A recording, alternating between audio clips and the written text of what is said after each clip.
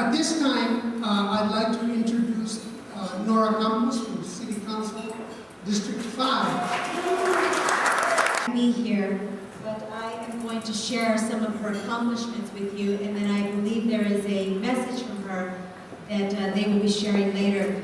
First of all, for the young people that are watching us, today is really a historical day for all of you. I know you're excited about the summer that's ahead, but today is a time for you to just listen to some of your elected officials, some of your community-based organization leaders, the judges that are here. It's great to see judges here, and to listen to their superintendents. I think for me, the exciting thing about being in office right now in this time is that the current superintendents that are overseeing our schools are phenomenal. They're able to cross bridges. It's education that they're looking at, but they're also looking at other areas where they can partner with other agencies and other city government entities so that we can make sure that your community, and I'm talking to you students, that your community continues to be the best environment so that you can continue to get the knowledge and continue to have a place that is safe that you can grow up in. And so it is important to just listen to us a little bit longer. Senator Romero is currently the majority leader, as they stated, and she is the highest ranking woman in California legislature.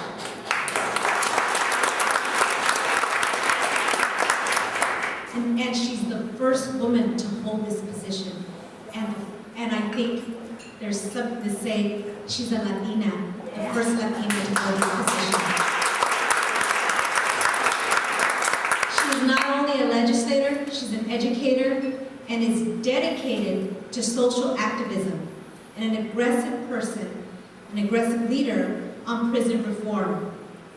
And yes, we still have to reform prison. Someday, we hope that we will not be having to have Latinos in this position to make sure that it is reformed, but someday we hope to be able to have her be able to look at other policies, but it's important that she's there right now. She currently serves on the Senate Budget Subcommittee on the Education Finance. In addition, Senator Romero serves on the Senate Education Committee. She serves also on the Human Service Committee and is the chair of the Senate Committee on Public Safety. That is a great place to have her on public safety. As former chair of the key committee related to the California oversight of its prison, Senator Romero took on a task that investigated and authorizing reform for the state's massive array of youth and adult correction facilities.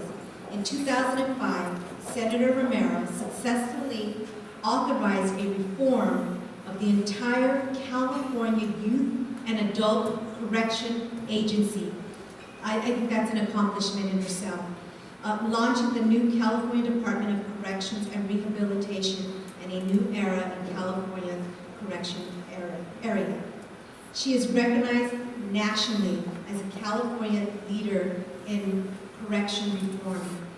She is also serving as 21 commissioners on a prestigious commission on safety and abuse in America's prisons, which explores the most serious problems inside the United States.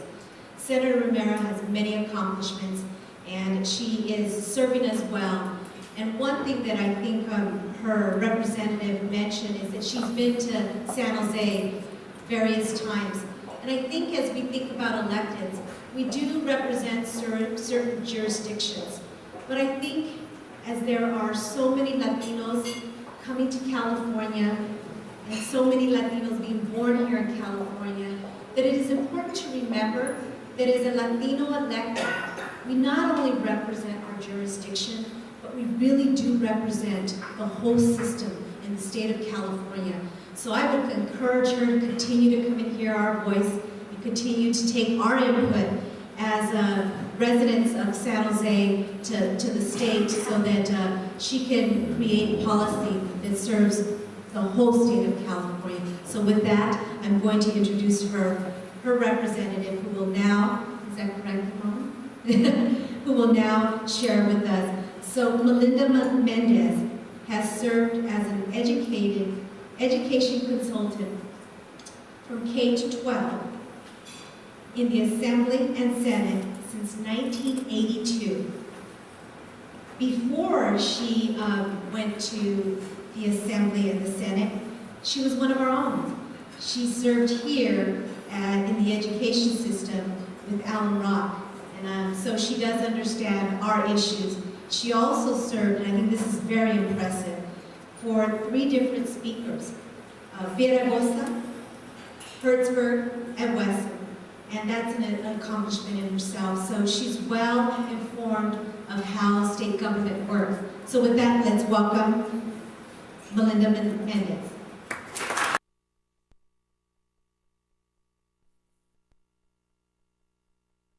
Melinda Melendez was my mother's idea. Before I start, I also wanted to make a comment about the fires in the Santa Cruz Mountains. And, you know, from being from this area, I know how devastating earthquakes are. But fires are just as scary. And I don't know if any of you in the audience or anyone watching is affected by fires. The smoke and really is so heavy in the air that it makes every person conscious of, you know, the fear and the needs of the people who are affected, who are being evacuated. So anyway, my eyes are very red today because it was so windy in Sacramento yesterday. We didn't have fires, but then I come down here and it's really smoky. But at any rate, I know that all of us, our hearts are with people who are, you know, being evacuated from their homes. And hopefully things will get under control real soon. Now, the good part about Senator Romero not speaking is that I get to be a little more informative about some of the things the senator would not be talking about. And I have a tendency to probably say a little too much, or maybe be a little too honest. Some of you who know me would say that. The downside of that, I guess, is that I probably won't be as inspirational as she would be. But just bear with me, and I'll probably be about a little more than 10 minutes, maybe 15 minutes. That's my goal. I do want to show you a video clip that Senator taped last week so that you can hear some comments from her. This I did all week this week at a series of education budget workshops that about 3,000 people from school districts throughout the state are attending. School Services of California is the organization, the education auditing firm that's doing these workshops. But I think I do need the person to get that video on. And I don't know if we're going to be able to lower the lights. This is only about a 2-minute video about Senator's perspective on the budget. Not sufficient. The requirements, the demands to educate California's diversity of students, to prepare for a global economy, to restore the golden sheen to California and its education, its own crown system of public education. What the governor has offered is really the minimum. It does nothing to close truly not only the achievement gap, but the even more critical opportunity gap, where we find so many special education students, English language learner students, students struggling to learn in high poverty schools and wanting to have high quality teachers sufficiently and well paid in order to teach them to do well. Democrats, we could just roll over and approve the budget on Monday. But I don't think that would be good for California. It wouldn't be good for the future of education in California. I rather suspect that it's going to be a little bit of a protracted discussion and perhaps a battle. There is much that is at stake, and what the governor is gambling on, quite frankly, is that the lottery, games of chance and fortune, will save California, you know, in the gamble away the future. We have got to have a budget that moves us forward, that protects public education, and that restores the vitality to the golden sheen that has been California. So I hate to say it, but I rather think it's going to be a little bit of a long, hot summer. But I think the fight is a good fight and well worth it. Maybe we prepare talking points for her, but you know, usually she'll come in and just throw them away. But at any rate, I'm going to make comments a little bit about the budget, a little bit about some legislation that the senator is involved in. She rarely ever talks about her legislation when she goes to do a speech. You rarely ever hear that, but as staff, that's more my world. So I'm going to mention a couple of our bills. And then a couple of other comments too. But first of all, I wanted to preface my comments to get something out of the way right away. I'm on state business here today, and so there's a topic I won't be able to talk about until maybe lunchtime or something, but I do want to at least inform you, if you haven't heard already, that Senator Gloria Romero is running for State Superintendent of Public Instruction in 2010.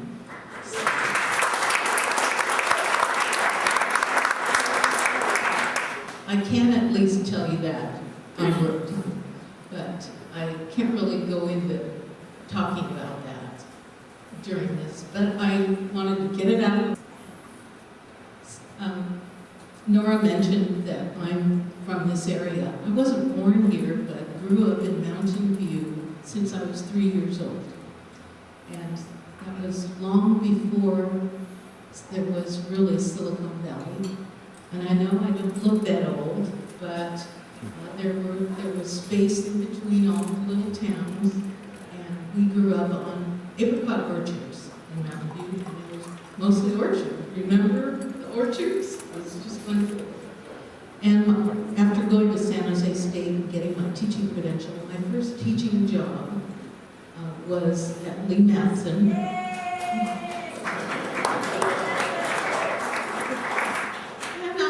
Say that was kind of baptism of fire, but it was really a wonderful experience for me, because when I went to San Jose State, there wasn't any such thing as bilingual education at the time.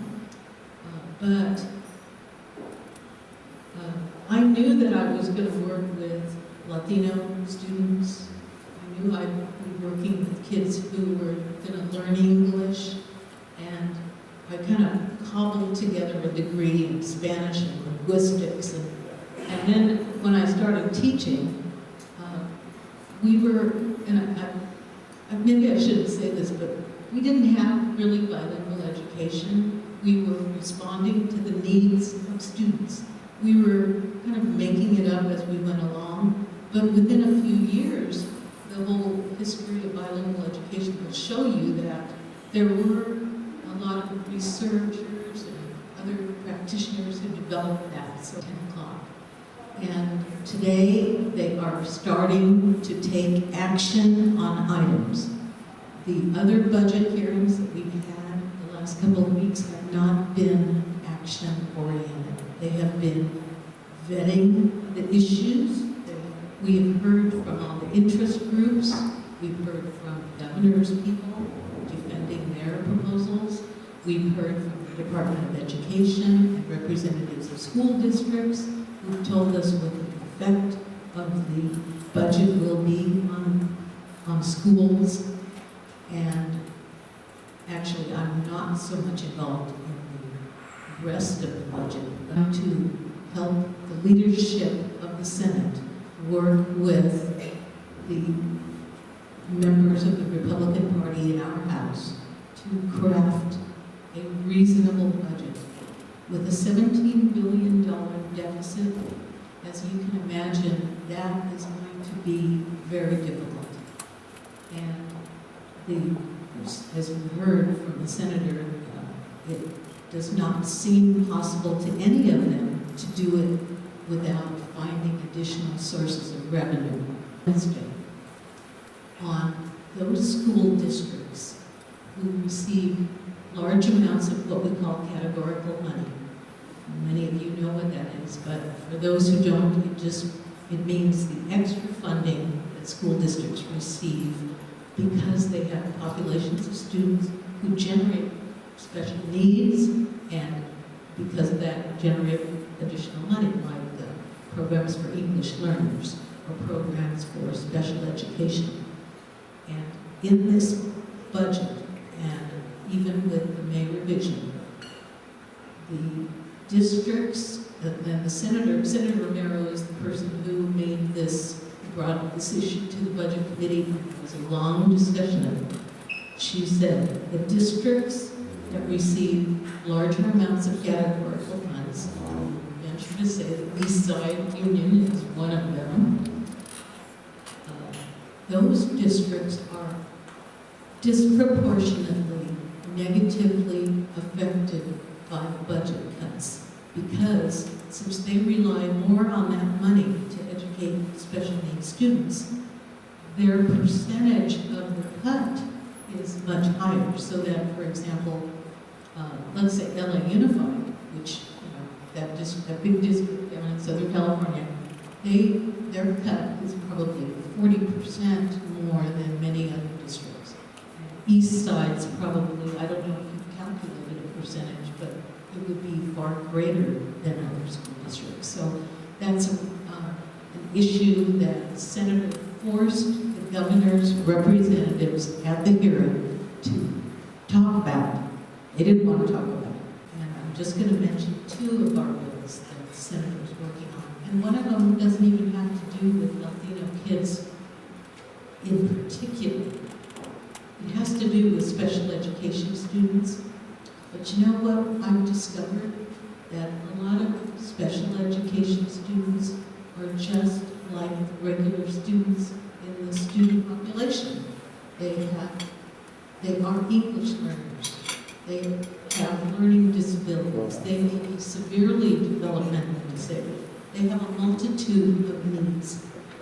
Those students this year, for the first time, starting in a week or 2 or 3, those of them who did not pass the KC exam, the high school exit exam, will be denied a high school diploma. Senator Romero, for 2 years, carried an exemption from that requirement. Last year, the governor vetoed that bill. She has a bill that is now fast-tracked. It's over in the Assembly. We're trying to get it through in the next 2 weeks to provide that exemption again. But the position of the Superintendent of Public Instruction, Jack O'Connell, is no. Even one student will be denied a diploma. And the State Board of Education, maybe we should mention that, David Lopez, but we'll probably get his mind changed. State Board's position as of last year was, no, those children all have to pass the exam. So we very much appreciate it so we can get that exemption through. It is not fair. Until the point comes that California provides enough remedial education and support for those kids, it's not fair to deny a diploma. And you probably now have a sense of what Senator Romero's issues are, and I appreciate the fact that you allowed me to fill in for her in some way. Thank you. Some real great shoes when you're sitting in for Senator Romero. Does anybody have, excuse me, in a few moments I'm going to ask the audience if anyone has a comment about her comments, but the first person I'd like to ask for a comment is Carmen Castellano. Well, thank you, Melinda, for that update. generally. I want to thank you, the audience, who are here today. This is great. Look at this great group of people who are here. And I want to thank the National Hispanic University, David or Ramon or whoever deserves the credit, David, for developing this speaker series. Because, you know, we are the sleeping giant, and we have great stories that need to be told. Our stories need to be documented. And I think through this distinguished speaker series, that's what we're doing. We're telling our stories, and we're supporting our very courageous leaders. The first speaker was Stephen Pitty, who has written The Devil in Silicon Valley, which documents the story of particularly Mexican Americans in California and Silicon Valley. That's a story that needs to be told. Senator Gloria Romero, who's a leader and a courageous leader and a hero. And our next speaker, Carlos Gonzalez from Palomar College, an author, a playwright, a lecturer who again is telling our story. So thank you, NHU, for sponsoring, for developing this idea of sharing our story to a wide audience. And I want to talk a little bit about the Castellano Family Foundation. We were established in 2001, my husband Alvario and I, and we're dedicated to the cultivation and enrichment of Latino family values and promoting the arts. And our grants support organizations that document and promote our culture, our Latino culture. And we do that through many avenues. We support our artists by supporting an organization like MAPA. We support Teatro Visión, Teatro Campesino. We support our literary arts. We sponsored a speaker series, a 3-year series at the Latino Biblioteca, Biblioteca Latinoamericana, that featured Latino authors. That was free and open to the public. We supported several authors that have published our stories. We support the film arts. We sponsor Latino films at Cinequest, Spanish language films at Cinequest. We sponsor the Latino Film Festival here in San Jose, a great series of films.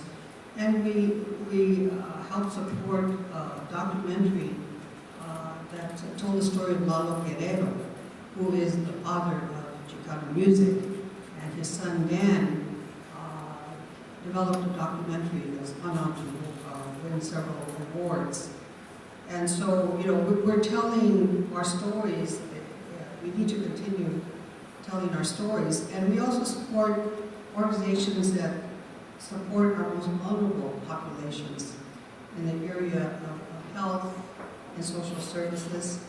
And I want to mention a new initiative that we're going to be undertaking. We just started doing some due diligence and investigation. We want to develop an initiative that's going to support those organizations that are doing work in the criminal justice area, foster care, our incarcerated youth, and adults. And so we're going to be looking at supporting those organizations that are doing great work in terms of our Latinos who are in that system. And I want to give kudos to the National Hispanic University. I'm so proud to be a supporter. You know, this is, I believe, the only Latino higher education institution in this country. And here it is in San Jose. And so kudos to NHU. And I urge you to continue to supporting them and supporting the students by attending events like this. Please think about establishing some scholarships or just supporting them in any way you can. Because we're very proud that the National Hispanic University is here in our home valley. Thank you very much. At this time, I want to explain a little bit about the agenda for the next about 40 minutes.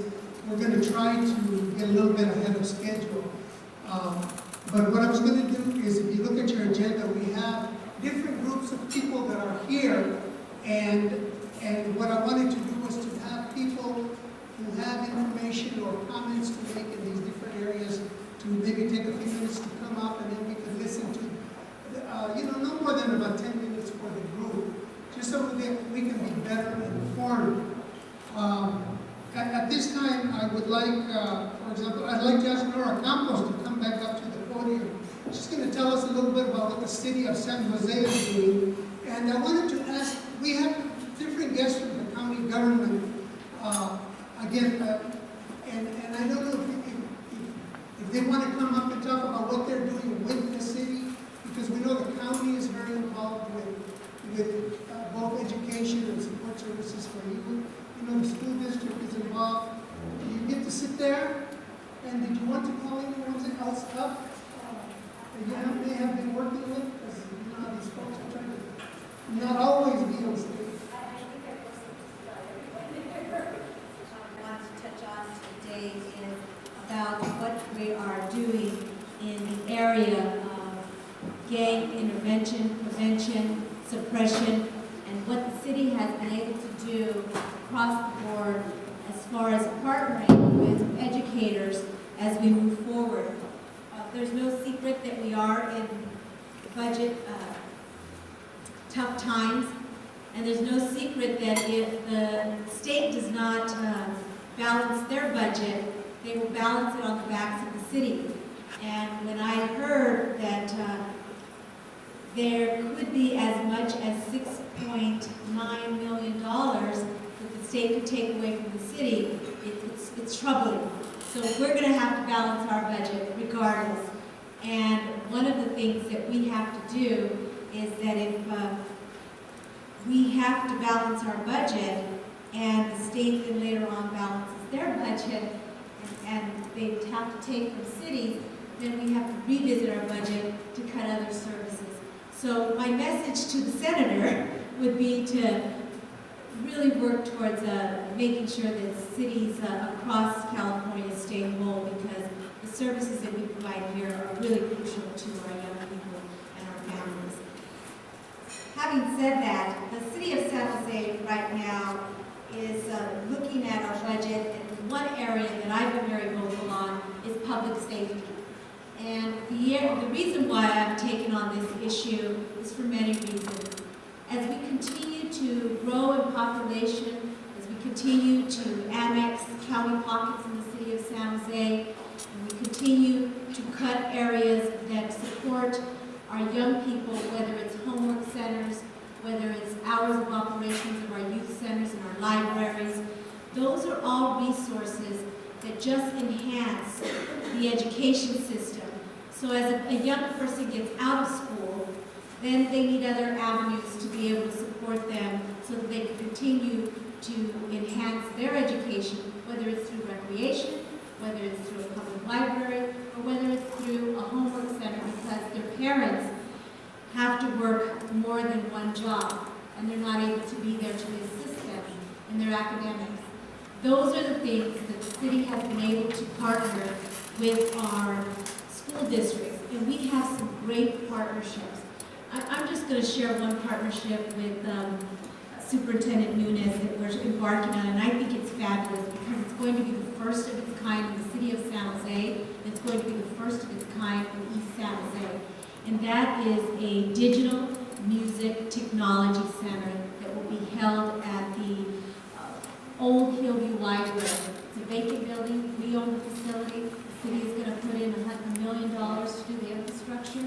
And the superintendent has agreed to create a curriculum so that our young people can actually be doing what some of our young people are doing right now as we sit here and are able to put this live for young people. That's exciting. Those are the partnerships that the city of San Jose can do. And I think that I also want to recognize my colleague that is here, Forrest Williams, because he is also one of the other council members that are on the cutting edge of making sure that our youth centers are open, that we're providing services for young people so that they have alternative places to go. The other thing that I think is exciting is that as we move forward, I see a lot of community-based organizations here, and the city couldn't do what they do without the community-based organizations, from gang prevention, gang intervention, from First 5, 0 to 3. I had an opportunity to talk to somebody about that. I mean, we have to start as young as 0 to 3 to make sure that we're creating a foundation for our young people so that they're not in the juvenile system, so that they don't go into the prisons. We're not quite there yet. And the sad thing about it, and I'm sure that they'll talk about it, is that a lot of our young people that are in the system are Latino, but not just Latino, people of color. And so we have a long ways to go. I do want to share some statistics with you that currently are facing the city of San Jose right now, and they're not pleasing statistics. In 2007, which was last year, the city of San Jose had 36 homicides. Out of those 36 homicides, and yes, we are a little better than some of our neighboring cities, but you know what, that's not good enough for the city of San Jose. We once were the safest big city in America, and we have lost that title. And yes, it is only a title, but when you create an environment where people can continue to nourish each other, and their children continue to be safe in school, and as they walk out of school, they have a safe route to home, we've got to continue to make sure that happens. And out of those 36 homicides, 14 of them are gang-related. But what they're not telling us is that out of those gang-related incidents, we had 1,300 gang-related incidents that could have resulted in a death. And out of those 1,300, over 500 of them were violent incidents that did not result in a death. That's not acceptable. So why do I bring those numbers up? Because there's a lot of work that we have to do as a society, as a community. And it's very encouraging to see so many leaders here from the education component, the nonprofit component, and from the judicial component. Because what it tells us as leaders is that we can come together to make sure that we're making a place that is safe for our young people to continue to foster here in the city of San Jose. Some of the programs that are on the cutting board at the city of San Jose, and I have put in some proposals to make sure that we restore those monies, is challenges and choices. And what's exciting about this particular program is that it will actually target our young people. Our young people that are in the 5th grade, our young people that are in the 7th grade. And from what I have read in the statistics, we have been able to graduate young people and their family from this program, about 52,000 young people and their families from this program. Children and families as one component. For too long we've thought about what can we do to make sure that young people are safe, but it really is the family component. And as I continue to talk to other community-based organizations that talk about the family and children as one component, that's the dialogue that we need to start having, and we're not having. We need to start having these dialogues, and I am going to continue to be pushing the envelope of the city to make sure that we're hiring officers that can actually investigate these crimes that are facing and plaguing our city. I'm going to continue to push to make sure that these prevention programs do not get cut at the city, and I know that my colleagues are going to be right there with me. But it also takes your voice to tell City Hall and to tell electeds, these are the things that are important to us. These are the services that we need from you, and these are the monies that we need so that you support our community-based organization so that they can continue to do the fine work that they do. The one thing that I've learned in the past 7 years as an elected is that we're able to do much more with our community-based organizations than if we hire within the city of San Jose. And I'm convinced that they do a better job than some of the current programs that are in the city. But we have some fabulous programs that the city does have to offer. And one thing that I want to send out to young people and to all of you is that we are the majority. We're the minority majority in the city of San Jose and Santa Clara. And collectively,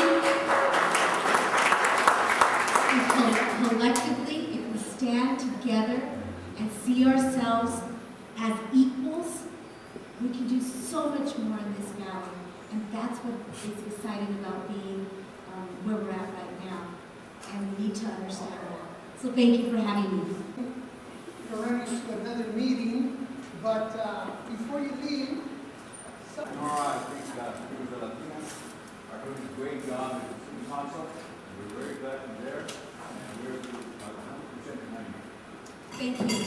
And you know, it's so nice to hear that from the Castellano family.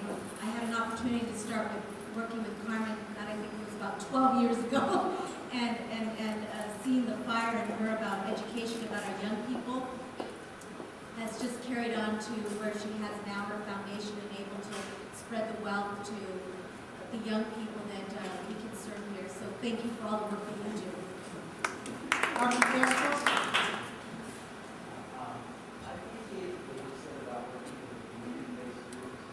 Are open on Fridays and Saturday nights, because what we need to make sure is that we're continuing to put funding in the community centers as well as our youth centers so that our young people have a safe place to go.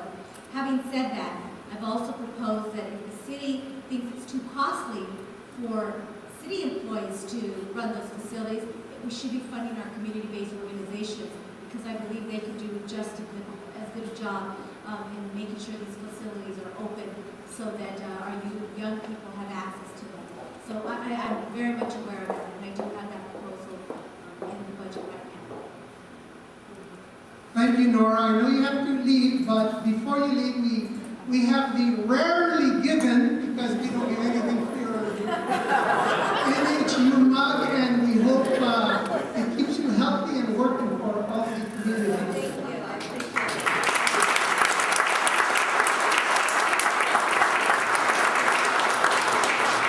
At this time, I'd like to ask Bob Nunez and other educators and board trustees if they'd come up. We have Bob Nunez, we also have John Porter, who's superintendent at Mount Pleasant. Franklin McKinley School District. They call us chairs. We also have Eddie Garcia, who's a trustee at Eastside. Betty Martinez, a trustee at Mount Pleasant, if you want to join us. Any other school board or school executives? What I wanted to do was ask you to comment. You know, we've talked about, again, what's going on at the state level and what's going on in the government level. But we also have to talk about what we need to do to help the districts and schools directly, because times are going to be tough and tight all the way for the next few years. So with that in mind, if you take 5 to 10 minutes as a group just to tell us what we might need to be thinking about.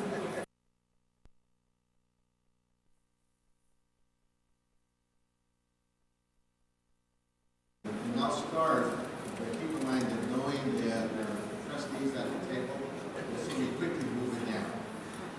First, I think it's important that in looking at the east side, and as much as I like to think about it as a statewide issue, I tend to concentrate on what's happening around the east side. We just passed a successful bond, and one of the things we found out when that happened is that statewide, persons, 27% of the people that went to a particular high school stay in that community as adults. On the east side, 43% of the people that graduate from a high school stay here in the east side. So more persons stay here in this neighborhood after they graduate than any place else in the state. Having heard that, it's important for us to continue to provide quality education because they're going to be here if they graduate from high school or not. And we really want them to be contributing members to society here. Any cuts to education, we are going to continue to fight. But any cuts to city programs or county programs are going to hurt us just as much because those same families, and Nora said that, those same families that get city services and county services are going to be coming to our schools and not being able to continue to either attend school or have other issues that let them to concentrate on their studies. So we need to make sure as a group that we're all going in the same direction. And then lastly, what I wanted to talk about is really the partnerships that we do have in existence. I think what was mentioned is that categorical programs are going to take a pretty heavy hit, and they are on top of everything else. And they're going to take a hit in two ways. One is there's going to be fewer dollars in categorical programs, and Eastside gets a lot of Title I dollars, GATE dollars, number of issues, a number of programs. But on top of that, they're also going to put them in a fashion that allows districts to decide where to spend some of those dollars. So we don't have to be spending them on the students that they were targeted for, which means districts that really have dollar issues are going to start taking those dollars and helping themselves in the general fund, which means those specific students, and in this community that's mostly Latino students, will not have that benefit. So what I am looking at doing is continuing to go to Sacramento and to make sure that we're telling them we don't want just the Prop 98, because that's come down. We want additional funding to increase the graduation rate at Eastside, but also to lower that dropout rate. And one of the things that makes it helpful is to have persons that are elected that are looking at programs and initiatives that assist with it. And with that, I'm going to pass this on down to Board Vice President Garcia. Thank you, Bob. Well, good morning, everybody. It's still morning. Is Dr. Lopez still around somewhere? He's in the back. But anyway, there he is. I know Dr. Lopez likes to hear me say this, and I like to say it because I'm a born and raised East Sider. I'm from the East Side. Graduated from James Lick High School, which is the East Side Unit High School District. And for Dr. Lopez's sake, I played Little League, and our team practiced right here at this school when it was in elementary school. So it's gone a lot of years from the days when I used to ride my bike out here and have to throw my bike over the fence because I was too lazy to ride all the way around, to having this beautiful facility here. So I like to say that because Dr. Lopez has just done a great job out here, hasn't he? Great job, Dr. Lopez.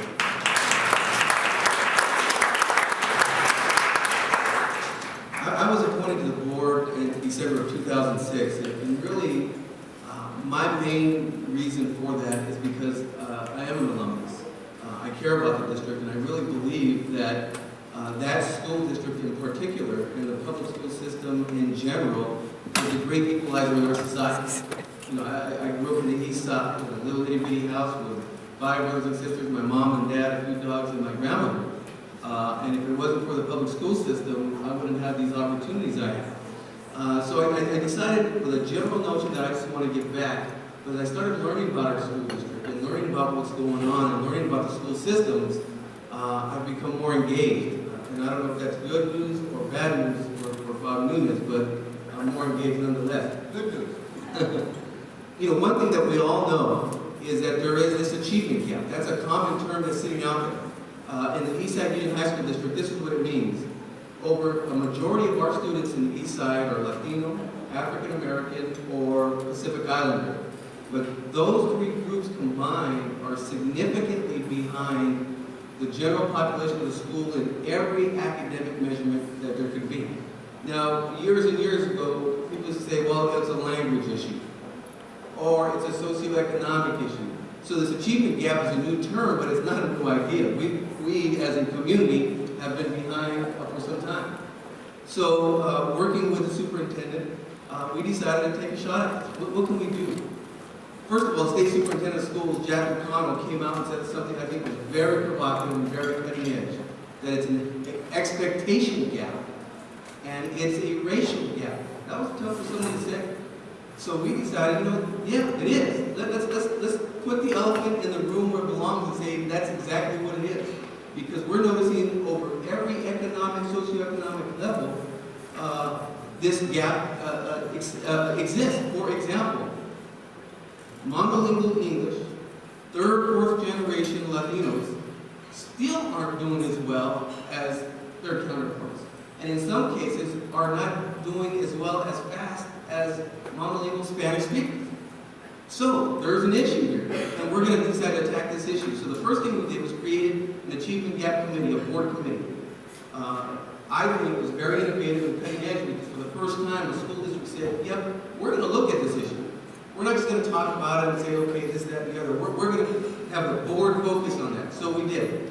The second thing we're going to do, and we've been working on it now with the superintendent, is to come up with a strategy and make a proposal to the board, hopefully soon. By the end of this year is my goal.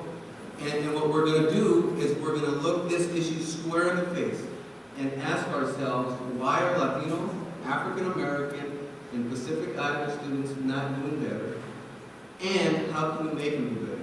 Because I truly believe at the end of the day, we're not going to do anything to hurt those high achieving students.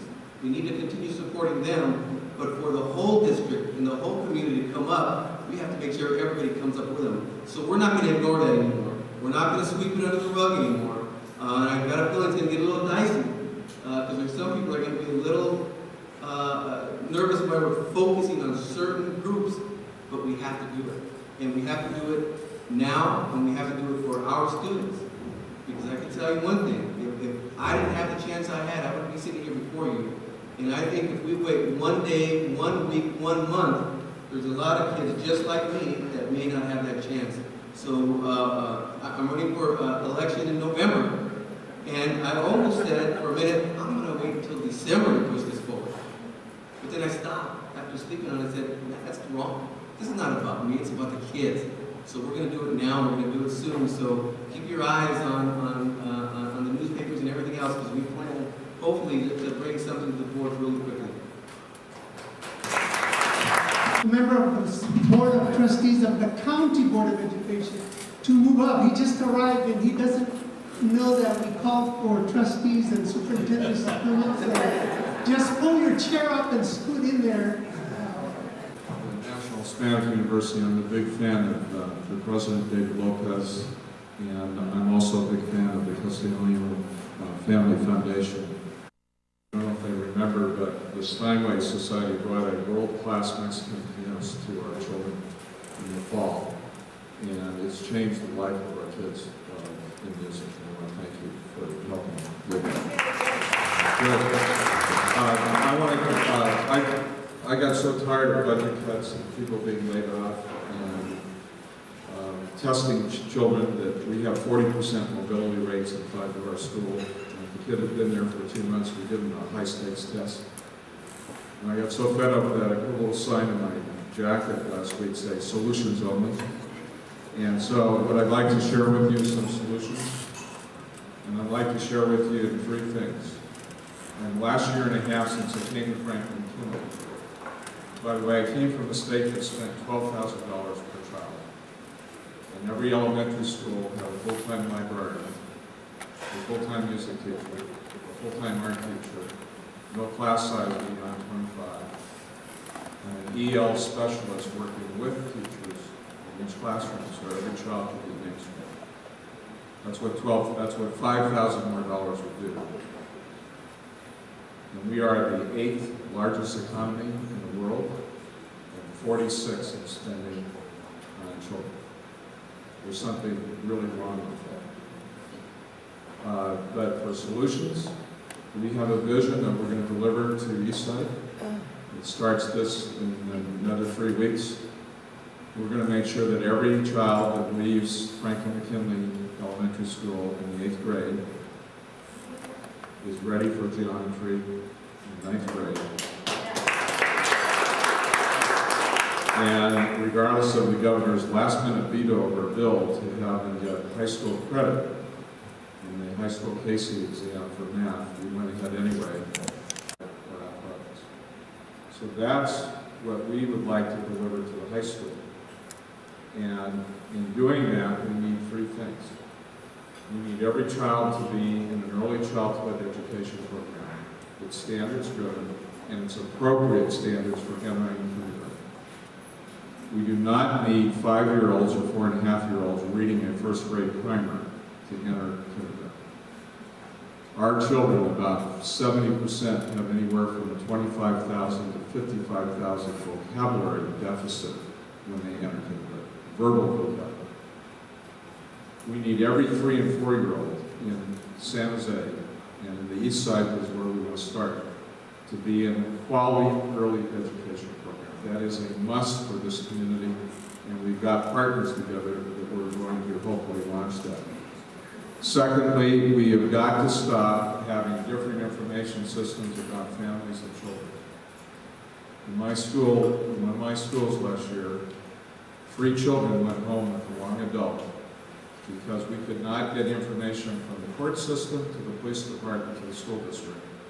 And the wrong adult in the custody battle picked up 3 children And the good news is we found him 3 days later in another part of the state. But because we did not have a common information system to share with each other, that happened. This has got to stop in a number of areas.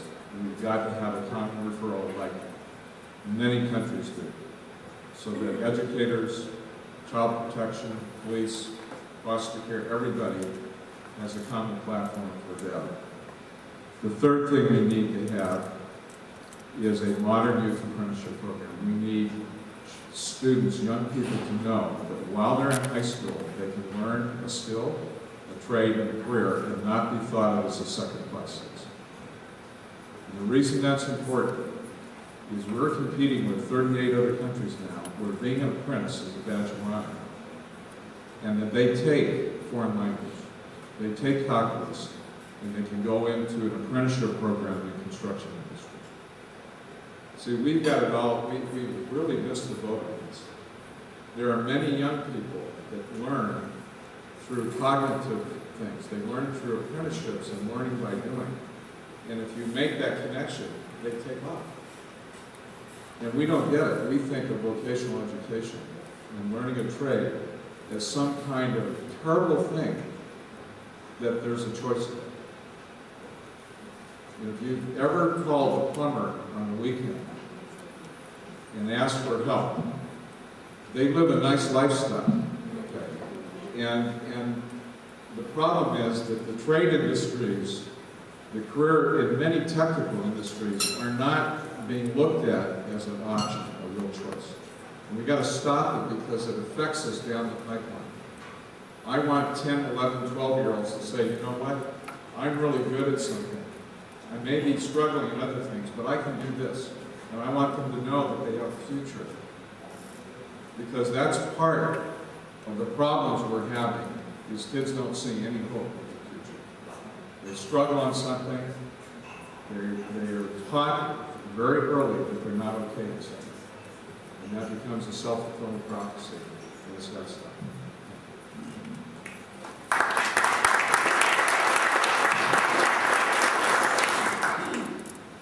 Good morning, my name is Hilaria Bauer, and like many of you this morning, I woke up thinking that I was going to be sitting in one of those tables over there, those chairs.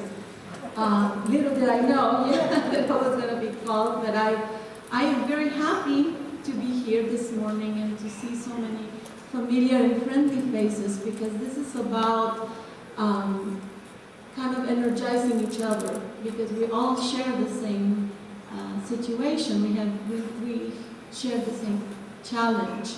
And when I hear about budget and resources and all of these things, and Ms. Melendez, you know, kind of like what else is new? Because it's about giving, it's always about giving less to those who don't have any. That's what this is all about. And so what has happened in our communities is that we have learned resiliency. And we have known that in spite of all of these challenges, we need to keep focused and we need to keep moving forward. And I'm very honored to be sitting before you as the Academic Achievement Officer in my district and saying that we are a district in the middle of transformation. And Alum Rock has turned around from dysfunction to function, and we have experienced all of the challenges and all of the pain and all of those difficult moments that any system in transformation goes through. But I'm happy to report that we're on the other side, and we have three major areas of focus. The first one is academic rigor. Our goal is to make sure to ensure that every child has the opportunity to acquire skills to make it to a college education. That's the number one. And we cannot lose that. We have to make sure that every student in our system has what it takes to make it through 4 years of National Hispanic University. That's the goal.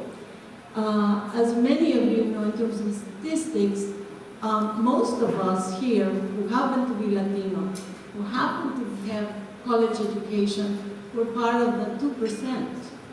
We have tons of Latinos entering our junior colleges and entering universities, but they don't finish. And that is the issue. It's not about entering in the university or in college, it's about finishing and doing something with, like my dad used to say, still says, el papelito, mija. This is what it's all about. It's about the papelito, right? It's about those degrees, and it's about empowering our students and our families to get the papelito, so that they can have a chance to compete in our society. The second one for Alum Rock has to do with the way we provide services to our students and our families to enable them to have a chance to compete. And we have extended partnerships. Right now we have a wonderful partnership with the San Jose Police Department and having officers in our middle schools not as monitors of student discipline, but as reaching out to students to prevent the kinds of things, the kinds of decisions that might lead them in the wrong way. And in this way, having our families having to see these officers and these community organizations in a different way. And with that, there's a number of other services. And the last one, which is very, very important for us, has to do with the community development. This year, we have developed the Superintendent Parent and Resource Committee. We call it the SPARK Committee. And we have a parent representative from every school. We have 27 parents in that committee, reaching out, working with us as the executive cabinet with the superintendent to hear what are some of their concerns and their needs, because we want better communication with our families and to be able to listen to each and every one of the schools. So in a nutshell, those are the three things for Alum Rock: focus on academics, use the community resources so that we can enable our families to have a good opportunity for our students, and reach out and communicate in a more effective way with our parents. Thank you.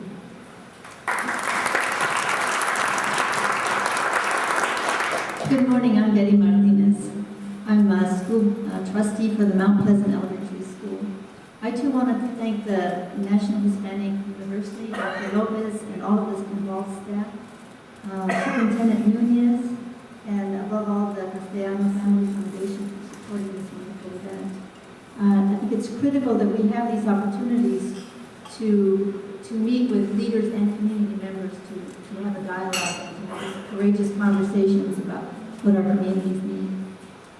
I want to tell you a little story. Once I heard this story, there was a child who was left behind, and unfortunately, that community is dearly paying for that mistake. That child grew up to be president of his country, and he continued to support a war that almost drove in a far-off land, and that almost drove his own country into economic disaster. So I use that little story as an illustration to have people to support that people vote no on Proposition 98. Just this past Wednesday, a group of parents, community leaders, other school board members, and Brad as a parent in our school district, rode on a bus to Sacramento. It was sponsored by Vice Mayor David Cortese and Mohammed Chaudhry, Executive Director of the Education Foundation. And we had an opportunity to lobby with senators and assembly people, both Republican and Democrats. And one of the themes that continued as part of our conversations on the community side and their conversations on the legislative side is to insist that the governor and his cabinet seek other funding streams, and those streams are available. And for example, those streams look like vehicle taxes, taxing the extremely rich, not the Castellano family, and there was one other, and I just lost my train of thought. I'm sorry. But anyway, there are those funding streams available that he can look to if he wants to. In that discussion, there was banter about, and we all do too, about the budget, budget. But I want to let you look at our school district and a little bit of reality of what that looks like. And in our district, we've already, this year, have had to lay off people. And as you know, the first round are always, the classified staff, and then it moves into our counseling staff and our music programs and our art programs. And just a little bit of reality about when we have to lay off classified staff, and it means our tech aides and it means our teachers' aides, is not only do they support the instruction that goes on in the classrooms, and they support our teachers, but they are the ones that also, when our mijitos and our mijitas fall in the playground, they're the ones that go over le dan los besitos y los abrazos. So that's so critical to the social development of our children. And when the children come from other countries, they are the first line that welcome those children and support them, that get them stabilized in the schools, and get them ready and prepared for instruction. They are the ones that have the extra hours to listen to them read. They are the ones that take the extra time to have contact with the parents. And that's a critical service that they provide in a school district like ours that is 79% plus Latino families. So that is an extremely important resource to have to lose already this year. Next year we're talking about teachers in the classrooms. We're talking about increasing classroom sizes from the 20 now K through third grade. We'll have to go up to 35 students or more a class because we're going to lose teachers and we have to make up for that slack.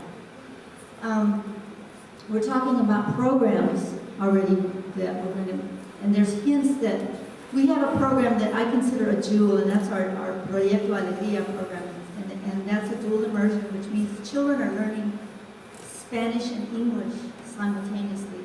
The first 3 years they are instructed in Spanish, and para que no crezcan a ser pochos como yo, I really support that program. I think it's a wonderful program. These are the young people who will be our ambassadors. Not only are they language proficient, they will be culturally proficient. They are the ones who will be sitting on human resources boards making decisions about hiring. They are the ones who will be ambassadors to other countries. They are the ones.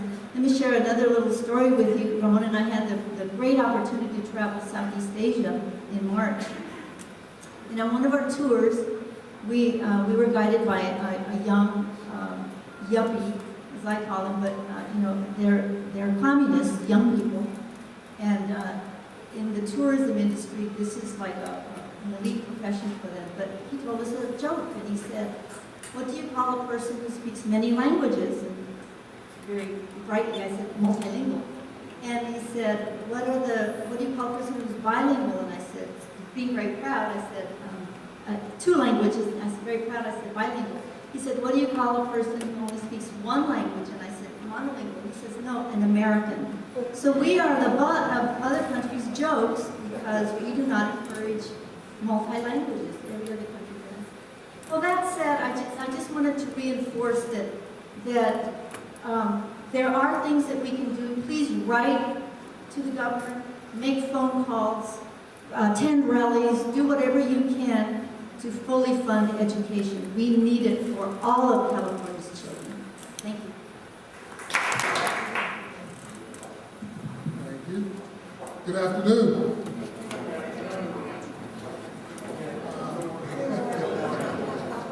I think they're almost there. Good afternoon. I'm so very happy to be here. The greatest part about coming to NHU is I always feel at home here. Sort of reminds me of when I was at, some of you may have gone to the Puerto Rican Festival.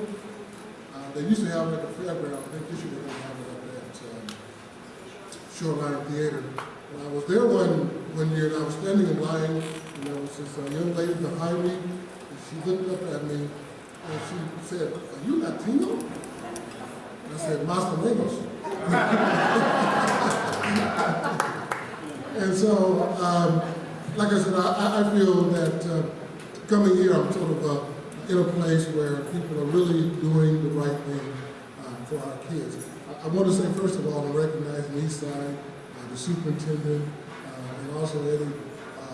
One of the things I do is work with the Santa Clara County Alliance of Black Educators. And we've been focused on what can we do specifically in the African American community to improve the performance of African American kids. And about 2 weeks ago, we had our annual recognition.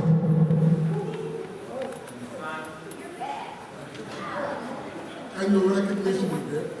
It was at the convention center here in San Jose. We had over 1,000 people there. We recognized about 160 or so African American kids.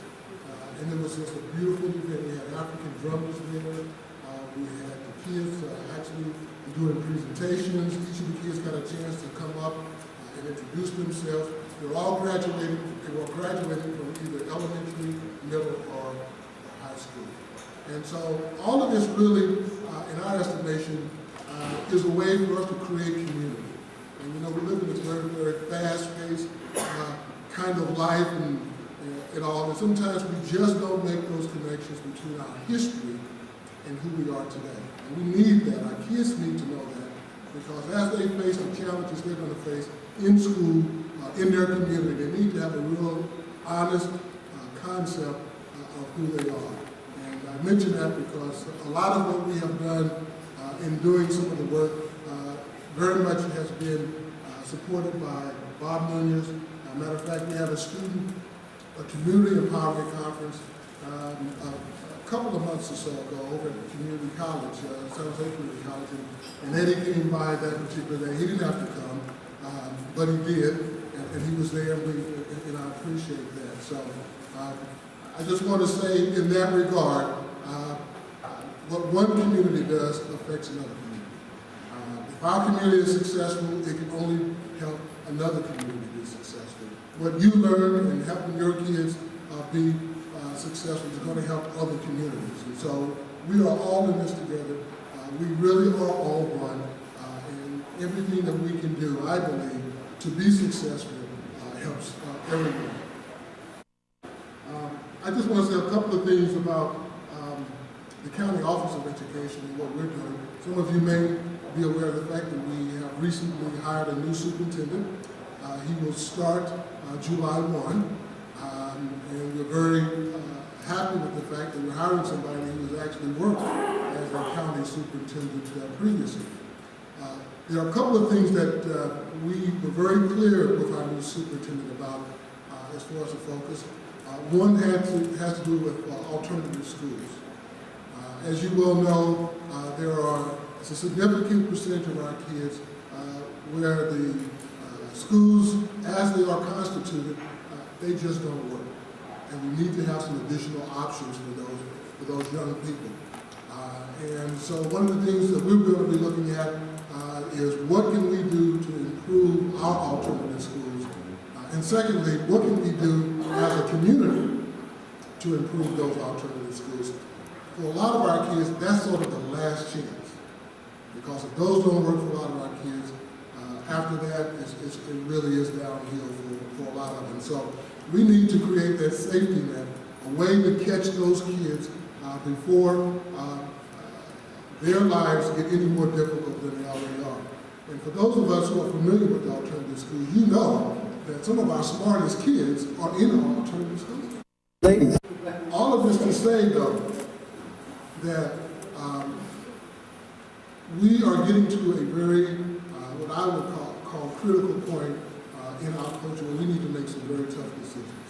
On the one hand, we're going to be faced with some challenges as far as how do we find the resources. We heard about what's happening with the budget. That is real. And so what we as a community are going to have to do is come together and figure out how are we going to deal with this situation. And we're going to have to come up with some ideas that probably are non-traditional, things that we have not done before. And we're going to have to be willing to do that. And we're going to have to be willing to trust each other. And we're going to have to be willing to work with each other in order to make that happen. And so I think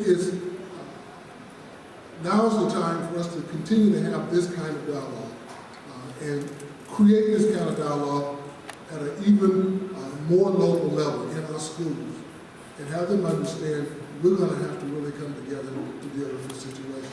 But I am a realist and an optimist at the same time, because I think we need to go through this. Otherwise, if we didn't have these hard times, we'd probably keep doing things the way we've always done it. And so I look at this as an opportunity, and I look forward to working with NHU. I look forward to continue to work with Eastside to do what we need to do to make sure our kids are successful. Thank you. You don't have to move because we're almost at the end of our program. I wanted to do two things, and then we're going to be done because I know a lot of you have real busy schedules. You know, when we're talking, you know, about what we're going to be doing in the schools, we have to always remember that it's the teachers who do the work.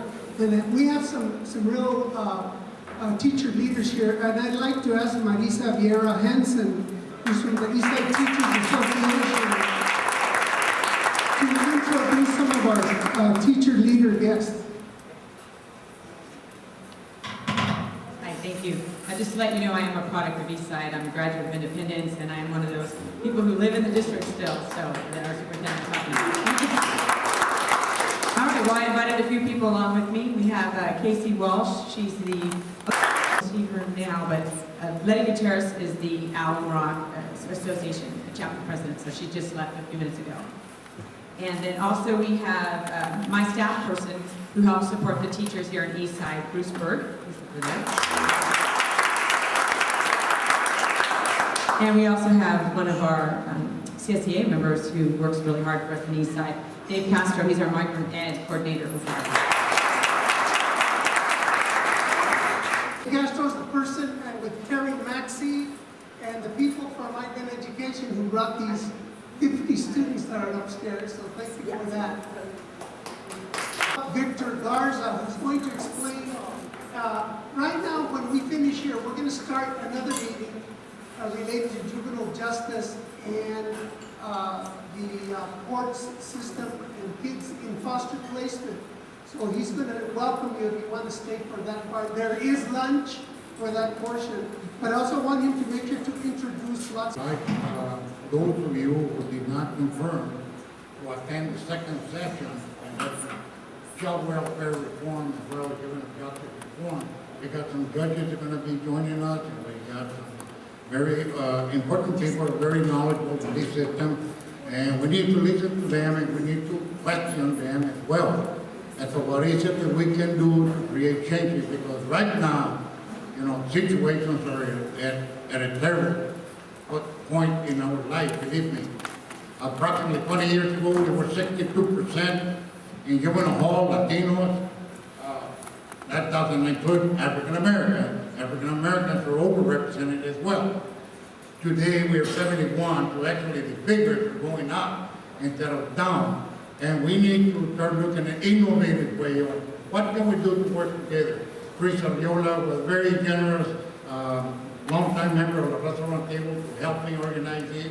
We have the chief of police here with us, who just arrived from San Diego, where he was up there meeting with my other buddy, chief of police Lansdowne, and some of the other important people up there in San Diego. But I want to invite you, those of you who can stay from 12 to 2 to join us. We have a moderator who's going to be here with us, and she's going to be doing an excellent job. I asked her to go upstairs and meet them. We have a room upstairs where we're going to be meeting and doing that. Seating is limited. We have approximately 25 to 36 rooms. We have approximately 25 to 36. But I do want to make a comment though in reference to what Liam was saying, that we need to look at the innovative way on how to deal with education. Approximately 38 years ago, Liam, I heard the same stories that I'm hearing today. There's no difference. I'm not going to be here 38 years from now because I'm already 71. But I do know that some of the young people here are going to be around and they're going to say, you know, I remember hearing that 38 years ago and we're still spinning our wheels. I do have a suggestion. I have a suggestion. I'm glad that the president of the Teachers Union is here. We have representatives from the teachers here. We need to get everybody that's involved in education, all parents that have kids in school to begin to hold our legislators accountable. We need to make sure that they know that the only way they're gonna get our vote and endorsement is if they make one promise. It does not matter what you're going to do in Sacramento in regard to budget cut. You will not touch the budget in regard to education.